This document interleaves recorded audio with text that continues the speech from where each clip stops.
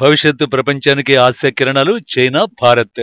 మరే ఇతర దేశాలకు లేని మానవ వనరులు, సరికొత్త టెక్నాలజీ ఆవిష్కరణలతో అభివృద్ధి దిశగా దూసుకెళ్తున్నాయి ఈ రెండు దేశాలు. ఇప్పటికే చైనా ఆర్థికంగా సరికొత్త శిఖరాలకు చేరుకోగా భారత్ కూడా ఆర్థిక శక్తిగా ఎదిగేందుకు పరుగులు పెడుతోంది. అయితే ఇరుగు పొరుగు దేశాలైన భారత్, చైనా మధ్య సరిహద్దు ఘర్షణలతో వ్యాపార, వాణిజ్య పరంగా సంబంధాలు దెబ్బతిన్నాయి. పరిశ్రమలకు కావలసిన ముడి సరుకుల సహకారంలో కొంత ఇబ్బందులు తలెత్తుతున్నాయి. తాజాగా బ్రిక్స్ సమావేశాల్లో మోడీ, జిన్పింగ్ మధ్య చర్చలు ద్వైపాక్షిక వాణిజ్య సంబంధాలకు సరికొత్త దారులు తెరిచినట్లయింది.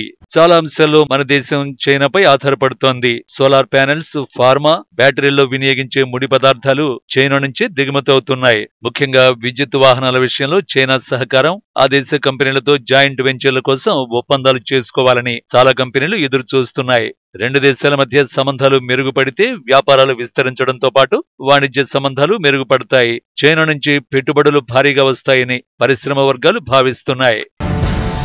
ఇండియా, చైనా మధ్య సంబంధాలు మెరుగుపడితే చైనాకు చెందిన పలు కంపెనీలు ఇండియాలో తయారీ ప్లాంట్లు నెలకొల్పేందుకు సిద్ధంగా ఉన్నాయి. చైనా కంపెనీలతో ఒప్పందాలు చేసుకునేందుకు పలు ఇండియన్ కంపెనీలు ఆసక్తిగా ఉన్నాయి. ఈ సంవత్సరం మన దేశం కొత్త ఈవీ పాలసీని ప్రకటించింది. దీని ప్రకారం విదేశీ కంపెనీలు దేశంలో కనీసం $500 మిలియన్ పెట్టుబడులుగా పెట్టాల్సి ఉంటుంది. ఇలాంటి కంపెనీలకు తగిన ప్రోత్సాహకాలు ఇవ్వనుంది. ప్లాంట్ పెట్టిన 5 ఏళ్లలోగా 50% కంపోనెంట్స్ ని భారత్ లో తయారైన వాటినే వినియోగించాల్సి ఉంటుంది. ఇలాంటి కంపెనీలకు ఉత్పత్తి ప్రారంభమయ్యే వరకు విద్యుత్ కార్ల దిగుమతులపై 15% మాత్రమే సుంకాలు విధిస్తారు.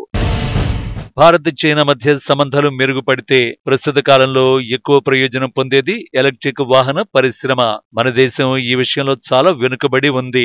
విద్యుత్ వాహనాలు, బ్యాటరీల ఉత్పత్తి విషయంలో చైనా చాలా ముందుంది. మన దేశంలో ఈవీ ఇండస్ట్రీ ఈ కంపెనీ కార్లతో పాటు విద్యుత్ కమర్షియల్ ట్రక్కులు, బస్సులను, అలాగే ఈవీ బ్యాటరీలను కూడా తయారు చేస్తోంది. మన దేశంలో ఈవీ ఇండస్ట్రీ చాలా సవాళ్లు ఎదుర్కొంటోంది. విద్యుత్ వాహనాలు, ముఖ్యంగా కార్లకు హైబ్రిడ్, సిఎన్జి వాహనాల నుంచి గట్టి పోటీ ఎదురవుతోంది. మరోవైపు చైనా ప్రపంచంలోనే అతి చౌకగా విద్యుత్ కార్లు ఉత్పత్తి చేస్తోంది. వీటి రేంజ్ కూడా మిగతా వాటితో పోల్చితే ఎక్కువగా ఉంటోంది. దీనివల్లే చైనా కార్లకు ప్రపంచ మార్కెట్లో డిమాండ్ ఎక్కువగా ఉంది. ప్రస్తుతం అమెరికాకు చెందిన ప్రపంచ కుబేరుడు ఎలాన్ మస్క్ కు చెందిన టెస్లా అమ్మకాలను చైనాకు చెందిన BYD కంపెనీ అధిగమించి అగ్రస్థానంలోకి వచ్చేసింది. అయితే సామ్రాజ్య విస్తరణ కోసం రణదాహంతో తప్పించే చైనా మాటల్లో, స్నేహహస్తాల్లో ఎంతవరకు ఆచరణ ఉంటుందో నమ్మలేం. సరిహద్దు సమస్యకు పూర్తి పరిష్కారం కుదిరే వరకు వాస్తవ రేఖను ఉభయ దేశాలు పరిరక్షించుకోవాలన్న ఒప్పందం ఇదివరకే ఉన్నప్పటికీ ఆ ఒప్పందాన్ని చైనా ఖాతరు చేయలేదు అన్నది చారిత్రక సత్యం. ఇప్పుడు అనేక కారణాల వల్ల భారత్కు స్నేహహస్తాన్ని అందించడానికి ముందుకొచ్చింది. చైనాలో ఆర్థిక పరిస్థితి మందగించడంతో పొరుగు దేశాలతో వాణిజ్య సంబంధాలను మెరుగుపరుచుకోవాలని చూస్తోంది. ఉభయ దేశాల ద్వైపాక్షిక సంబంధాలు బలోపేతమైతే అనిశ్చిత పరిస్థితులు తగ్గుతాయి. ముడి వనరులు, విడిభాగాలు సజావుగా సరఫరా అవుతాయి. 2023-24లో చైనాతో భారత్ ద్వైపాక్షిక వాణిజ్యం $118.39 బిలియన్ వరకు జరగ్గా అందులో చైనా నుంచి $101.73 బిలియన్ విలువైన దిగుమతులు జరిగాయి. అదే సమయంలో మన దేశం నుంచి చైనాకు $16.66 బిలియన్ ఎగుమతులు మాత్రమే జరగడం ఆలోచించవలసిన విషయం. ద్వైపాక్షిక సంబంధాలు మెరుగుపడితే పెట్టుబడులు పెట్టడానికి చైనా సంస్థలు సిద్ధపడతాయి. ఫలితంగా స్థానికంగా వివిధ పరిశ్రమల అభివృద్ధి ప్రమాణాలకు తగ్గట్టు మన దేశంలోని MSME సంస్థలు, వాటి అనుబంధ పరిశ్రమల విస్తృత అభివృద్ధికి దోహదం చేస్తాయి. దీనివల్ల ఉద్యోగాల కల్పన పెరగడమే కాక పారిశ్రామిక వృద్ధికి అవకాశం కలుగుతుంది.